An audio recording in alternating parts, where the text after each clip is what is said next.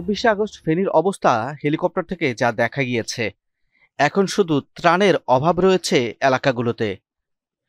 জেলার ৯০% পানির নিচে চলে গেছে। যারা আশ্রয় নিয়েছেন তারা পার্শ্ববর্তী বহুতল ভবনে গিয়ে আশ্রয় নিয়েছেন। একেবারে প্রত্যন্ত অঞ্চলে কোনো ধরনের উদ্ধারকারী দল দেখা যায়নি।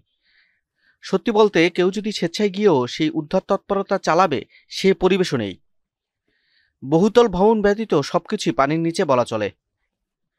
এলাকাগুলোতে নেটওয়ার্কের ব্যবস্থা পুরোপুরি ভেঙে পড়েছে। প্রধান প্রধান সড়কে আটকা পড়েছে বহু যানবাহন। এসবের বেশিরভাগই হচ্ছে কাভার্ড ভ্যান। বেশ কয়েকটি বহুতল ভবনে দেখা গিয়েছে হাজার হাজার মানুষ সেখানে আশ্রয় নিয়েছে। এলাকাগুলোতে খাদ্য সংকট সামাল দেয়াই এখন সবচেয়ে বড় চ্যালেঞ্জ। বিমান বাহিনী যে হেলিকপ্টার কোথাও ল্যান্ড করাবে সেই জায়গাটুকুও নেই। চারিদিকে শুধু অথই পানি। এখন প্রয়োজন পর্যাপ্ত শুকনো খাবার এবং দ্রুত সময়ের মধ্যে সেই খাবারগুলো বন্যার্তদের মাঝে পৌঁছে দেয়া। তবে আশার কথা হচ্ছে পানি কমতে শুরু করেছে বিভিন্ন এলাকা থেকে। পানি কমার পরই জানা যাবে ক্ষয়ক্ষতির পরিমাণ কি।